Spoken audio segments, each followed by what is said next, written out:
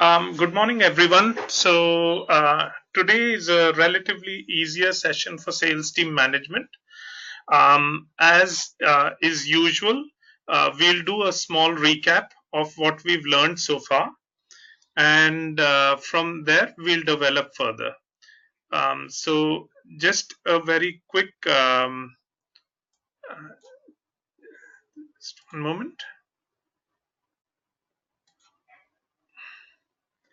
I will just set up the slides and then we can begin. Just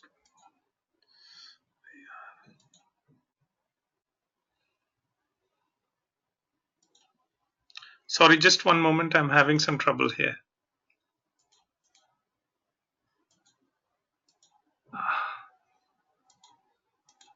Yes, so we are ready to begin. Thank you to everyone logging in. Just as a quick recap of all the things that we have covered so far, we discussed the nature of sales as an activity and its importance for for-profit companies around the world. Most businesses are for-profit businesses, and sales is uh, the most important activity that they perform. So we discussed the need for a sales team to be effective. We discussed the need for a team to exist, whereby we said that each and uh, a team can produce much bigger results than individuals can produce, or in Hindi, like we say, ek or ek gyara. So effectively, what we try and do is we multiply the results by having a team of effective people working in the same direction. And then we discussed the need for a manager, a person who directs, inspires, and reviews and takes corrective action and overall takes the responsibility for the entire team's performance. So that was in our first lesson. We learned the need for sales team management. We also learned the fact. We also discussed about the fact whether sales team management is an art or a science, and we said that it was in fact a little bit of both, where the there is some element of personal skill, and there's an X factor that managers have, and some of them are more successful than others. But we also said that it's a science as well, whereby there have to be some critical factors for success that have to come together, and only then managers can perform.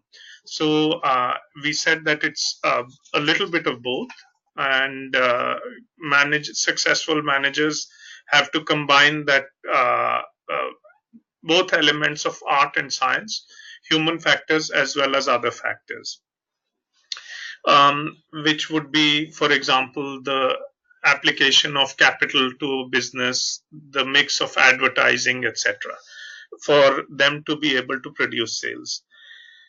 In our second session, we discussed about as a sales manager what you ought to consider for successful sales. So we discussed about the need to understand our product very well or the service that we are selling. We discussed about the fact that geographies or the three dimensions that we spoke about, whereby we said that uh, you could split up markets by geographies, which means geographical territories. You could split up markets by customer types, and you could split up a market by the sales channel that is adopted. So we discussed different strategies that companies have, and we also discussed how the same company can have a different personality to cater to different customers. In particular, we discussed the ICICI Lombard case, where ICICI Lombard had three different customer identities based on which customer it was dealing with. Our third session was a quantitative session where we went through an Excel sheet. You were all given a case study to think about, and we created a sales budget for our team based on some of the constraints that were real world constraints that were given to us. So some of the constraints that we discussed were the salaries of the team members, the products that could be sold in a given geography, ramping up the team effort, whereby we had one person first. In the 2 or 3 months later, we had another person and another person. So we increased the amount of sales in line with the amount of people that we employed. So again, it was just for discussion, but I hope you have all looked at the Excel sheets and um, sort of inputted your own thoughts into it and seen how the success of a branch depends on how you what strategy you go out and implement.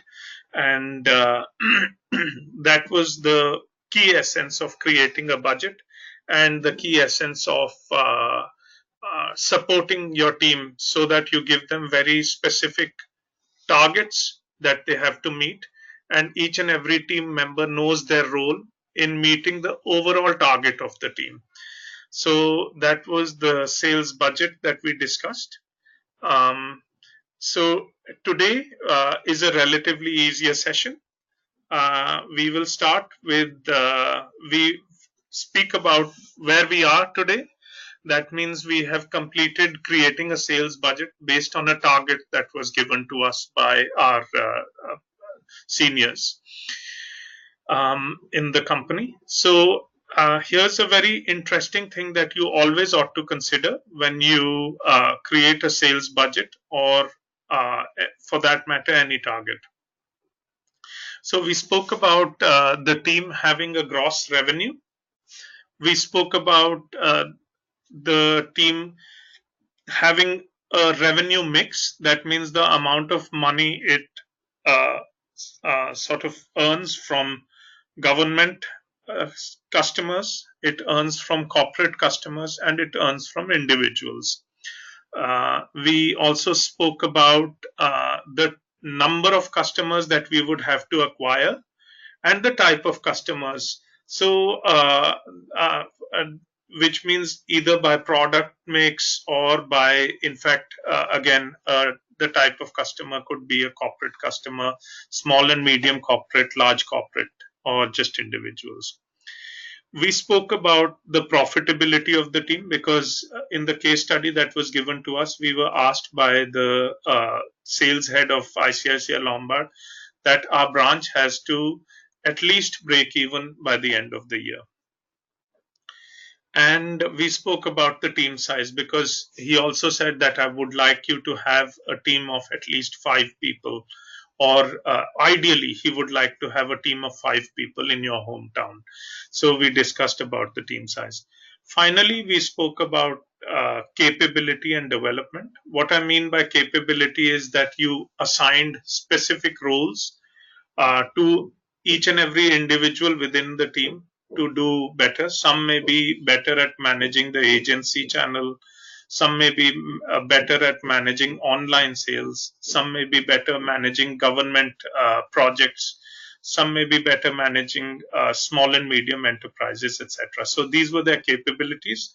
But further, you had to train them in terms of the processes of your company and in terms of what was expected of them.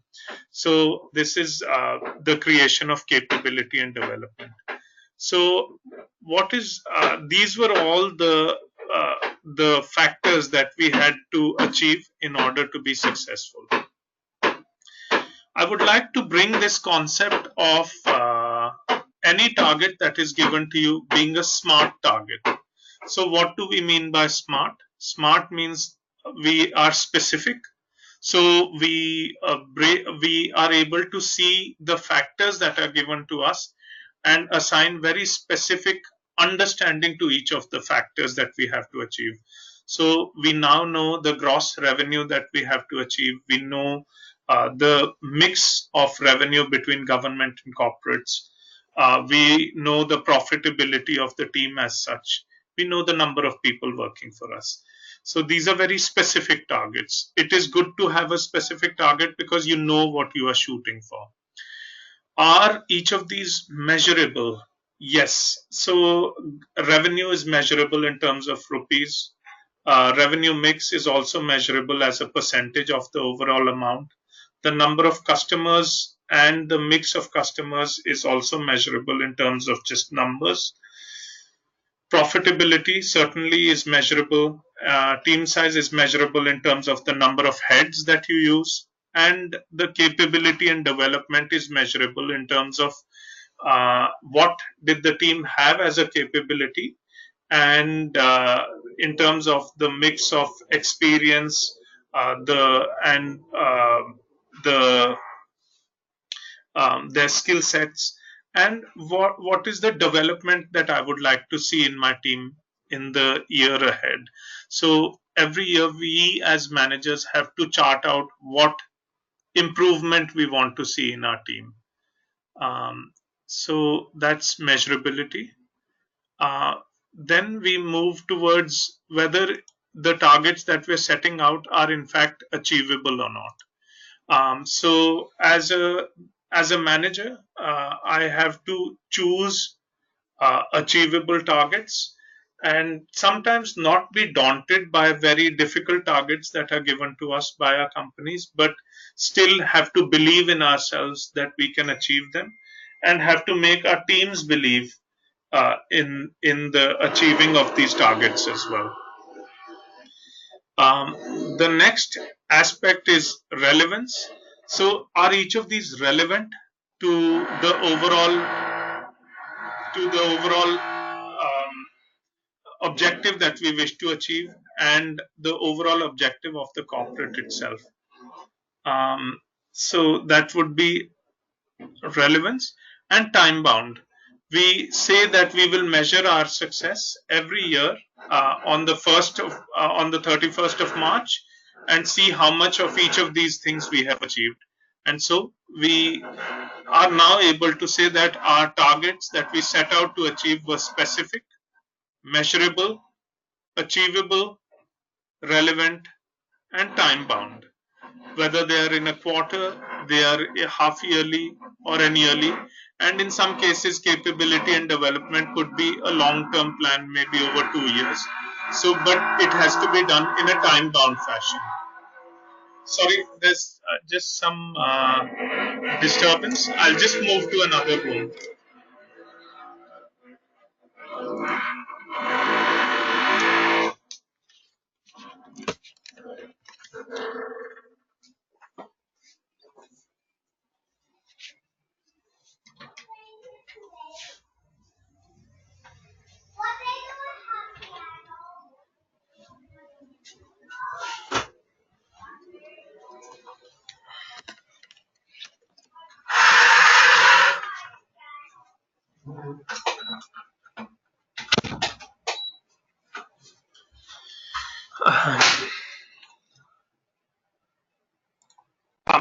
Sorry, good morning. Sorry for the disturbance. There was some renovation going on somewhere, and it's making a loud noise.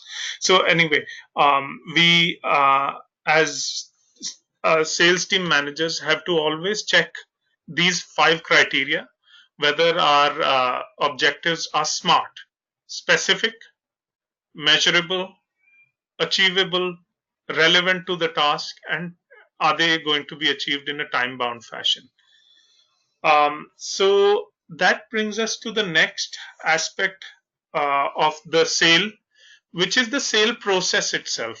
So, how do you go about as a team manager describing the sales process to your colleagues? So, we discuss about this is something that I found very interesting. It is called the SPANCO process, which means suspect, prospect, approach, negotiate, close, and order. So let's just go through it. Yes.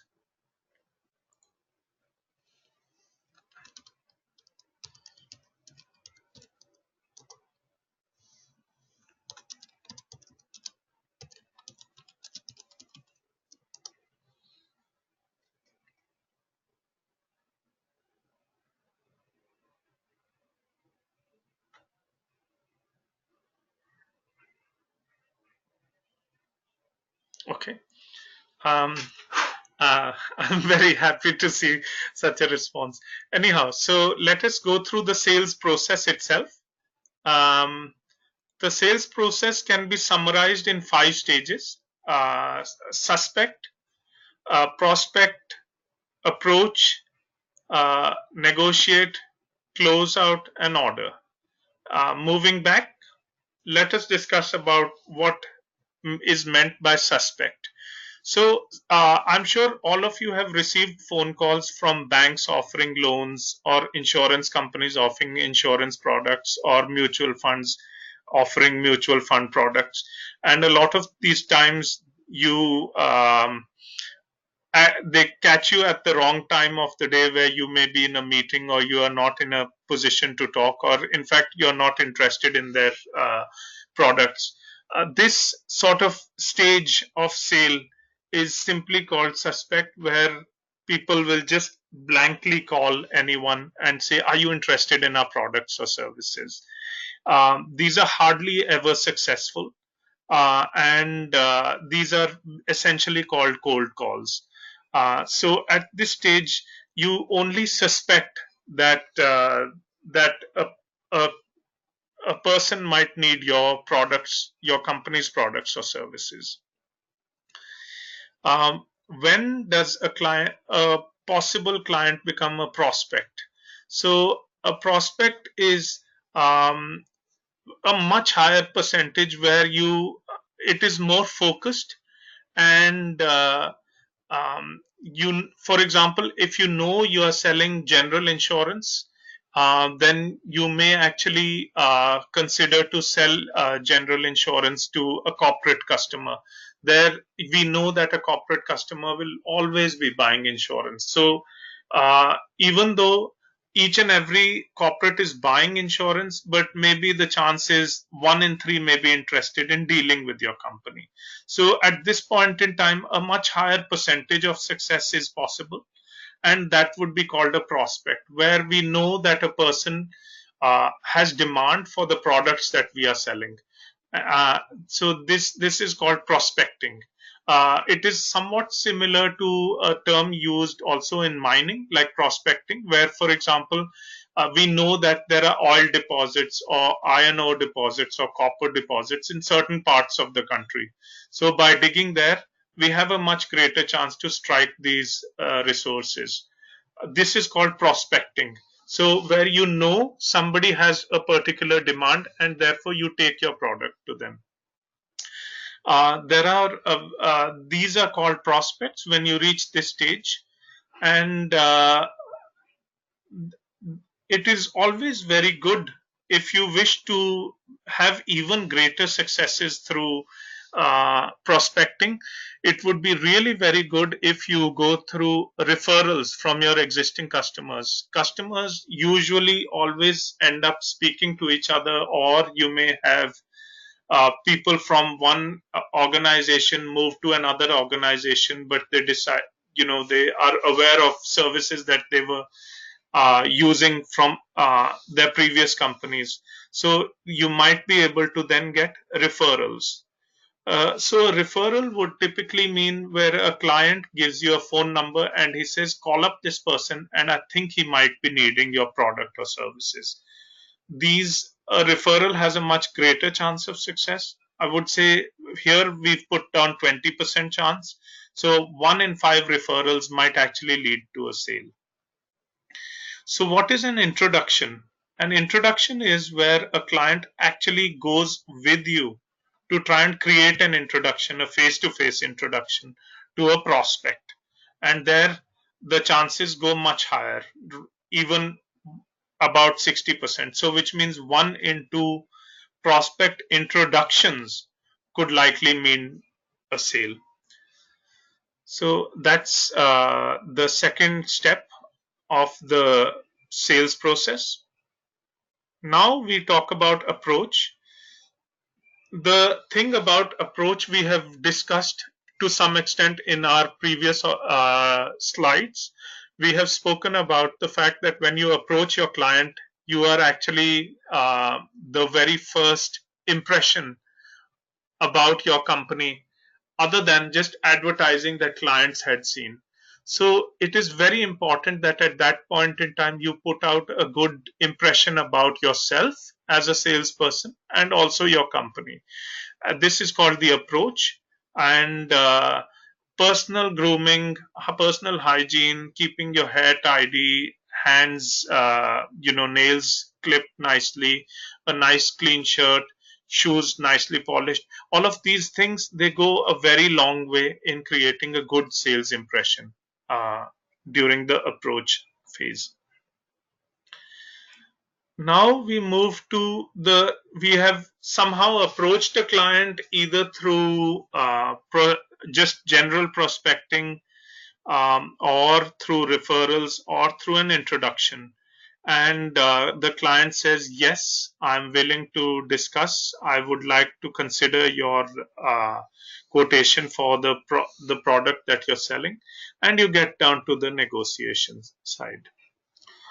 If everything goes well, you will start moving slowly and slowly into the closing and the order stage. So this is called the SPANCO: suspect, prospect, approach, negotiate, and closing an order. And after that begins the real test of a good sales, which means the after sales service, and that will actually determine your long term success in the industry. Uh, because, like we discussed, when there is a problem, clients will likely actually call you first, even if you're an insurance company and you have a 24-hour call center. But because you have sold the product to the client, it is quite likely they will call you first and say, I'm having a problem with this product that you have sold me, or this service, or I need some help like this. Can you help me? At that point in time, it is very important that you have to take personal interest in resolving the problem for the client. Even if you have to direct them to the call center, make sure later you go through the internal notings of the company. What is the problem the client faced? Call them later to tell them that I have reviewed the case, I have discussed with somebody in the company, and this is what we think we can do. All of these things add up to a good after sales experience. Now, besides that, there is one element of communication and reporting. So, communication and reporting happens at the time of, at all these times: negotiation, closing, order, and after sales service. So, what is communication and what is reporting? Communication is where, for example, a client tells you that your product is more expensive than the others, or your product is cheaper than the others, or your product has less features than competing clients, or more features than competing manufacturers or companies. All of these things are the process of communication. Some of this would be spoken directly to you, and some of it would be uh, you would have to deduce by yourselves by being smart salespeople. This process of uh, learning from the market is called communication. So, what is reporting? Reporting is this arrow where the sales staff brings this feedback into the company and and makes changes in the product offering or the service offering by offering better features or lower price or matching the price and the features. All of these things create the element of reporting. Once reporting is done effectively, there is a feedback loop that is created, which means this is the outside information that is being taken into the company, communication, and once this information reaches the company alters its products or services accordingly based on the report that is given by the sales staff and improves its products or services. So this is the entire process of Spanko, which is communication and reporting. Does anyone have any questions at this point in time? Otherwise, we'll sort of discuss how communication and reporting worked very well for Dainik Bhaskar.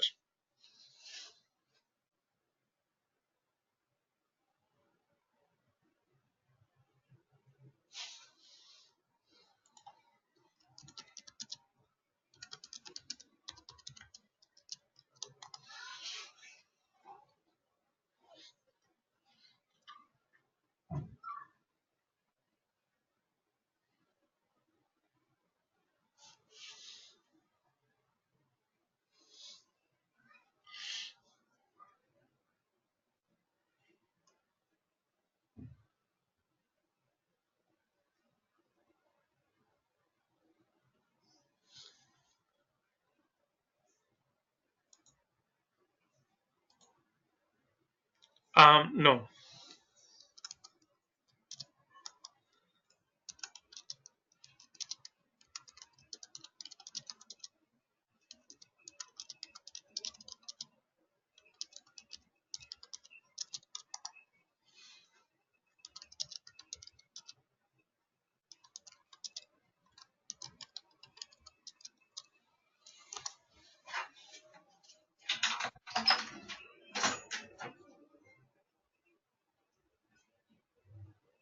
Has anyone seen my phone?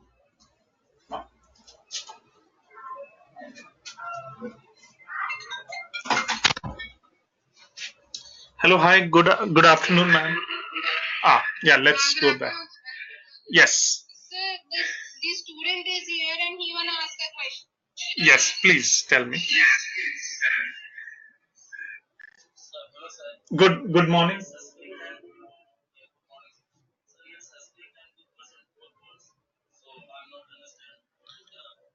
Okay. Yes. So I'll just disconnect from here and I'll speak on the webcam now. Okay. So what we say about suspect is that we are not quite sure whether any person needs our products or services. This is just cold calling. So we just pick up a random phone number and we call them. And we say, I'm selling insurance or I'm selling mutual funds, I'm selling, you know, bank loans, credit cards. Would you be interested? This is just suspect, where you just imagine that a person might need your products or services. This has very low chance of getting the right getting to the right audience. So suspect maybe 1 in 100 or 2 in 100, if you're very lucky, will actually yield any meaningful results. Prospect, on the other hand, means that we know that a client does certainly buy insurance, or he does buy mutual funds, or he does have the need for such a product. Let's say I'm selling mining equipment, and I know that selling that equipment, or if I'm selling hospital equipment, to go and call uh, a hospital, would I know that that is a prospect. So the difference between suspect is that I don't know the identity of the person I'm calling, and I'm just taking a chance. Whereas prospect means I know the identity of the person and I know I'm calling them in order to try and make a sale, a focused sale. So I know what I'm trying to sell to them. I don't know who they are. Does that answer your question?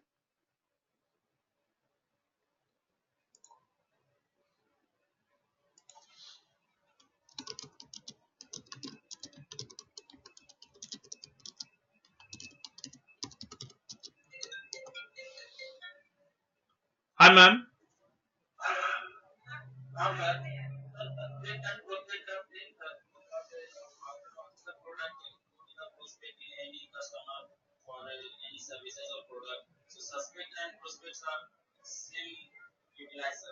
No, suspect means that you are making a phone call to any particular person. I don't know whether he buys insurance or not. I just call them up and I say, I'm selling insurance. Do you want to buy?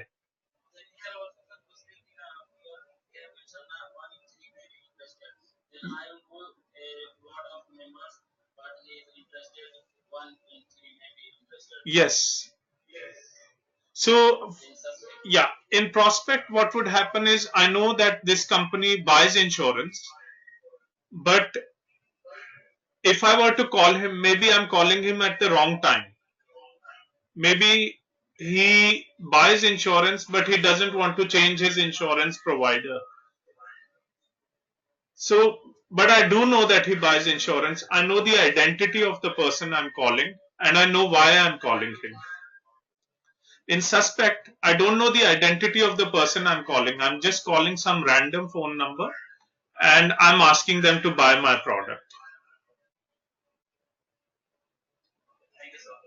Does that help? If feel free to ask. Okay. Okay. Certainly, ma'am. Yeah. Um, just to go back a little bit, suspect, like we discussed, is just where I, as a salesperson, anticipate that somebody might need my product. I do not know who the buyer will be and what his needs are. In prospect, I actually know the needs of the client, and I'm particularly calling them with a focused offer, and that's where prospecting comes into play. Like we discussed, it's like mining, where, for example, I know that iron ore is mined in Jharkhand. So I know that if I have to set up a mine or if I have to sell mining equipment, I actually have to go to Jharkhand and try and find a buyer there. So that would be actual prospecting. Suspect would mean just I'm just randomly calling phone numbers and hoping that somebody wants to buy my product. We go further. We have discussed communication and reporting, and now we will discuss how it worked really well in the case of Dainik Bhaskar. We have had this case study before. Um, so we've discussed the fact that communication and reporting is basically the act of engaging with the customer and utilizing his input to create in the case of Dainik Bhaskar, they actually used the customer's input, or in our case, the prospect's input, to create a product that he wanted. This was done over multiple visits.